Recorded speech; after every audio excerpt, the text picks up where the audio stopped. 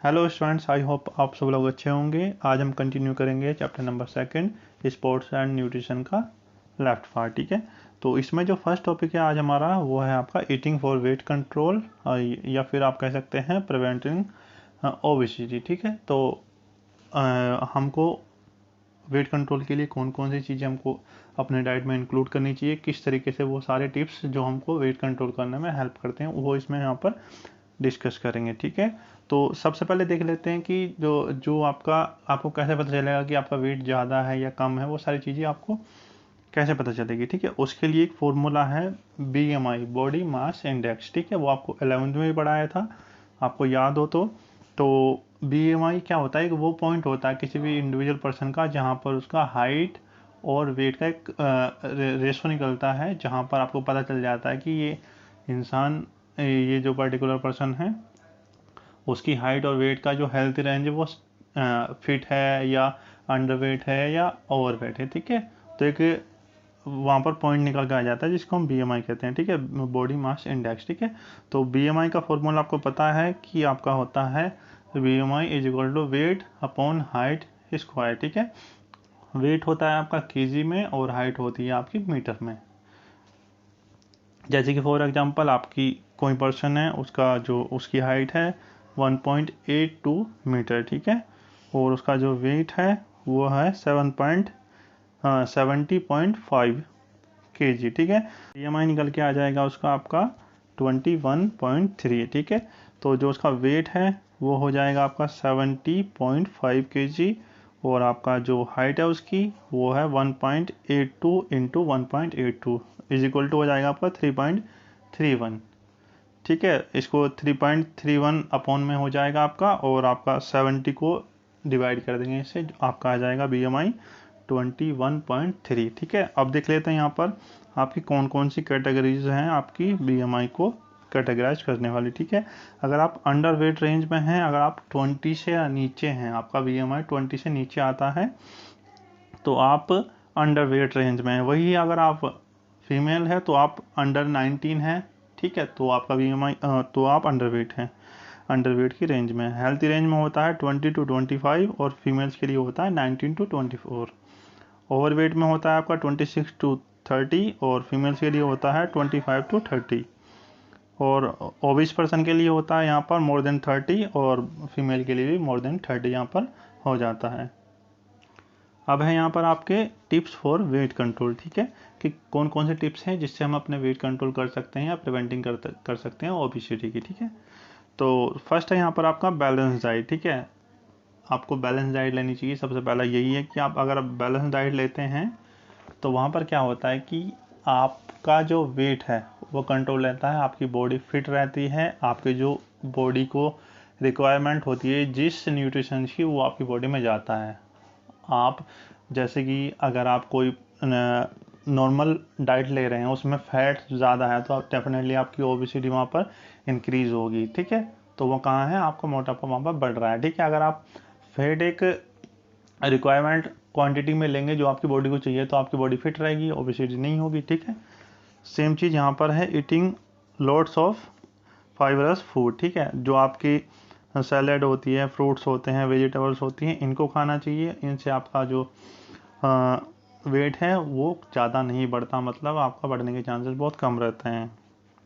Next है यहाँ पर अवॉइड फैट्स। ठीक है, जो फैट्स वाले स्टफ़ हैं, जो फैट्स की आपकी चीज़ें हैं वो आपको नहीं खानी है। जैसे कि आपका है बटर, क्रीम, घी, एनिमल फैट्स वगैरह वगैरह, ये आपको नहीं खानी है। ये ज़्यादा मात्रा में, ज़्यादा क्वांटिटी में आपको वहाँ पर आपका फैट्स प्रोवाइड कराते हैं, जिसकी वजह से आपकी जो फैट है ओबीस पर्सन आप बन सकते हैं वहाँ पर। ठीक है, नेक्स्ट है यहाँ पर आपका फिजिकल एक्टिविटी। अगर आप डेली फिजिकल एक्टिविटी करते हैं तो आपकी अगर थोड़ा बहुत फैट्स भी अगर आप ज़्यादा ले लेते हैं तो वो आपका कंज्यूम हो जाता है, सारी चीज़ें वहाँ पर क्लियर हो जाती हैं, मतलब आपकी जो ओबिस पर्सन बनने की चांसेस है वो वहाँ पर कम रहते हैं।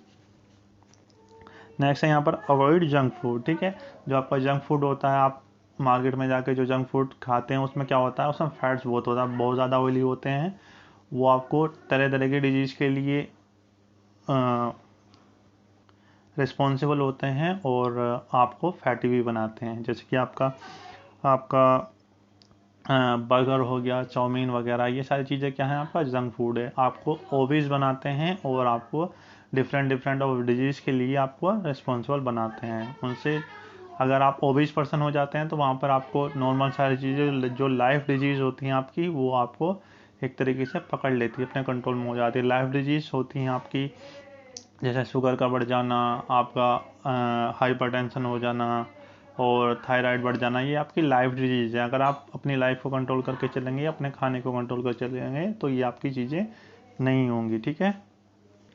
इस तरीके से बहुत सारे पॉइंट है आपके जो मैंने आपको कराए हैं, ये काफ़ी इंपॉर्टेंट है, 5 पॉइंट काफ़ी हैं, उससे ज़्यादा आपको करने की ज़रूरत नहीं है। अगर आपको लगता है कि इसमें और कुछ भी ऐड करना है, एक आध पॉइंट आपको लगता है कि सही है, तो आप लिख देना।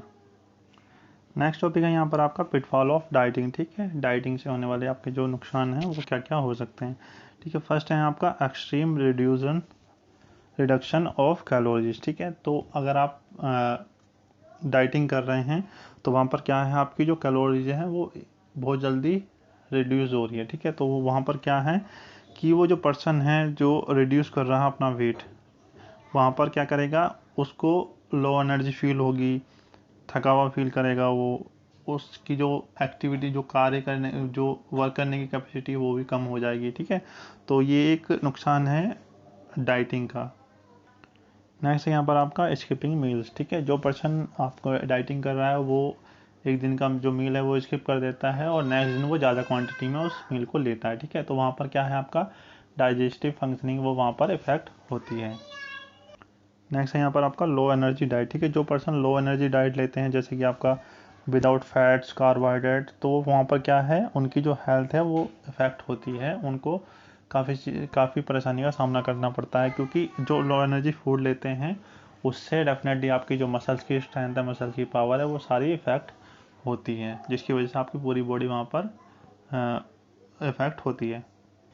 नेक्स्ट है यहाँ पर आपका नॉट परफॉर्मिंग फिजिकल एक्टिविटी। जो इंसान डाइटिंग कर रहा है, जो पर्टिकुलर पर्सन डाइटिंग कर रहा है, तो वो सारी चीज़ें स्किप करके आ रहा है, आपका न्यूट्रिशन भी स्किप करके आ रहा है, फूड मील भी स्किप करके आ रहा है और आपका लिक्विड भी स्किप करके आ रहा है। वहाँ पर वो सारी चीज़ें स्किप कर रहा है क्योंकि उसको वेट कंट्रोल करना है। जब ये सारी चीज़ें उसके बॉडी में नहीं जाएगी तो उसकी बॉडी की एनर्जी, मसल्स की स्ट्रेंथ, मसल्स की पावर और आपकी बॉडी की पावर, वो सारी चीज़ें वहाँ पर कम हो जाएंगी, आपका एंड्योरेंस भी कम हो जाएगा, जिसकी वजह से जो पर्सन है वो वहाँ पर फिजिकल एक्टिविटी नहीं कर पाता है, जो एक बहुत बड़ा नुकसान है डाइटिंग का। इस तरीके से देख लीजिए, इसमें यहाँ पर एक पॉइंट और है, ये भी काफ़ी अच्छा है, स्लिमिंग पिल्स, ठीक है। जो पर्सन स्लिमिंग पिल्स लेते हैं, मतलब वेट लूज़ करने के लिए पिल्स यूज़ करते हैं, वहाँ पर वो इफ़ेक्ट करती है आपकी बॉडी को, उनके साइड इफ़ेक्ट होते हैं। अगर आप ये करना चाहते हैं तो डेफिनेटली आप डॉक्टर की बिना एडवाइस के नहीं करना चाहिए। ये सारी चीज़ें वो इफ़ेक्ट करती है आपकी बॉडी को। नेक्स्ट टॉपिक है यहाँ पर आपका फूड इंटॉलरेंस, ठीक है। ये क्या है कि it is that when a person has difficulty in digestive a particular food, ठीक है। तो जो फूड इंटॉलरेंस होता है उसमें क्या होता है, इसमें कोई पर्सन एक पर्टिकुलर फूड को, कोई स्पेसिफिक फूड को डाइजेस्ट नहीं कर पाता है, जिसको हम कहते हैं फूड इंटॉलरेंस, ठीक है। इसमें क्या आपके ये कैसे पता चलेगा कि आपको ये फूड इंटॉलरेंस की प्रॉब्लम है, इसके जो सिम्टम्स होते हैं, आपका वॉमिट होती है, आपका पेन ऑफ जॉइंट होता है, हेडेक होता है, रेशेस ऑफ स्किन हो जाते हैं, ये सारी चीज़ें क्या हैं, आपके फूड इंटॉलरेंस के सिम्टम्स हैं, जो फूड इंटॉलरेंस होते हैं। और जो आपका इससे आपका डाइजेस्टिव फंक्शनिंग भी वहाँ पर काफ़ी हद तक इफ़ेक्ट होता है, ठीक है, वीक होता है, उसकी जो कैपेसिटी है वो वहाँ पर कम होती है। अब नेक्स्ट टॉपिक है यहाँ पर आपका डाइटिंग मिथ्स, ठीक है। ये बहुत कॉमन सा टॉपिक है, आपको इसमें एक्सप्लेन करने जैसा कुछ नहीं, आप पढ़ोगे तो क्लियर हो जाए। नेक्स्ट टॉपिक है यहाँ पर आपका effect of diet on performance, ठीक है। जो आपकी परफॉर्मेंस होती है वो डाइट पे बहुत अच्छे से बेस्ड होती है। मैंने आपको लास्ट टॉपिक में ही बताया था कि डिफरेंट आपके प्रोफेशन जो होते हैं उसके अकॉर्डिंग आपको डाइट लेनी पड़ती है, क्योंकि जो एक नॉर्मल पर्सन है उसको नॉर्मल डाइट भी काम कर जाएगी और जो एथलीट है उसको ज़्यादा कैलोरीज चाहिए होती है, ज़्यादा क्वांटिटी में आपको न्यूट्रिशन चाहिए होता है। तो ठीक है, वो वहाँ पर क्या है, आपका डिफरेंट प्रोफेशन के अकॉर्डिंग वहाँ पर आपकी डाइट अफेक्ट करती है, आपको वो आपको चाहिए होती है, ठीक है। तो यहाँ पर है आपका affects of diet on performance, ठीक है। तो इसमें आपको 4 कॉलम दिख रहे हैं यहाँ पर, sports activity, diet before competition, diet during competition, diet after competition, ठीक है। तो यहाँ पर जो endurance activity like play of marathon, basketball, football, hockey और साइकिलिस्ट, ठीक है। तो जो इस एंड्योरेंस एक्टिविटीज़ होती हैं आपकी, जो मैराथन होती है वो आपका 42.195 किलोमीटर की होती है, और आपका जो बास्केटबॉल होती है, फुटबॉल होती है, हॉकी होती है, इसमें आपको बहुत ज़्यादा रनिंग करनी पड़ती है, जो आपका एंड्योरेंस एक्टिविटी पर बेस्ड होती है, ठीक है। तो इसमें क्या है आपका, ये जो एंड्योरेंस एक्टिविटीज़ हैं, ठीक है, इसमें आपका डाइट बिफोर कंपटीशन, इसमें क्या है आपका more amount of complex carbohydrate like rice, potato, wheat, bread, ये आपको ज़्यादा क्वांटिटी में वहाँ पर चाहिए होती है डाइट से आपको, सॉरी कंपटीशन से 4 घंटा पहले, ठीक है। ड्यूरिंग कंपटीशन क्या है आपका सिंपल कार्बोहाइड्रेट लाइक एनर्जी, बनाना, फ्रूट, सीड्स, ये आपको स्मॉल प्रोपोर्शन में वहाँ पर चाहिए होती है। अब यहाँ पर डाइट आफ्टर कंपटीशन, तो यहाँ पर है scientific amount of complex carbohydrate, some amounts of low fats, protein, scientific water should be drunk, rice, potato, bread, chocolate, cake, biscuit, pulses, ये सारी चीज़ें आपको एक साइंटिफिक क्वांटिटी में आपको चाहिए होती है, साइंटिफिक अमाउंट में चाहिए होती है, ठीक है। इसी तरीके से ये सारी चीज़ें हैं यहाँ पर, ये एंड्योरेंस का हो गया, यहाँ पर स्किल एक्टिविटी हो गई, यहाँ पर एक्सप्लोजिव एक्टिविटीज़ होगी, ठीक है। इन माह में अब आप पढ़ोगे तो आपको क्लियर हो जाएगा, ये आपको टेबल आपको बना लेना है यहाँ पर। नेक्स्ट है यहाँ पर आपका एनर्जी रिक्वायरमेंट्स ऑफ इंडिविजुअल, ठीक है। तो इंडिविजुअल पर्सन के लिए जो आपकी एनर्जी रिक्वायरमेंट है वो क्या है, ठीक है। तो इसमें हम सबसे पहले बात करेंगे बेसल एनर्जी रिक्वायरमेंट, ठीक है, BER, जैसे आपका BMI होता है सेम उसी के तरीके से ये कैलोरी को मेजर करने का एक फॉर्मूला है BER, ठीक है। तो यहाँ पर है आपका BER का फुल फॉर्म है बेसल एनर्जी रिक्वायरमेंट्स, ठीक है। तो यहाँ पर है आपका जो आपका जितना 1 kg वेट के अकॉर्डिंग आपको 1.3 कैलोरी वहाँ पर चाहिए होती है। तो इसका फॉर्मूला है आपका 1.3 calorie into body weight into 24 hours is equal to आपका बेसल एनर्जी रिक्वायरमेंट, ठीक है। तो यहाँ पर हो जाएगा, जैसे कि आपका किसी पर्सन का 60 kg वेट है, तो यहाँ पर हो जाएगा 1.3 calorie into 60 kg into 24 hours, तो ये हो जाएगा आपका 1872, ठीक है। तो ये यहाँ पर हो जाएगा, इतनी क्वांटिटी में आपको किसी भी इंडिविजुअल पर्सन को 1872 कैलोरी पर डे चाहिए होती है उसको, ठीक है। इस तरीके से आप इसको मेजर कर सकते हैं, ठीक है। तो अब आपको एक चार्ट है यहाँ पर कैलोरी रिक्वायरमेंट का वेरियस ग्रुप्स, ठीक है।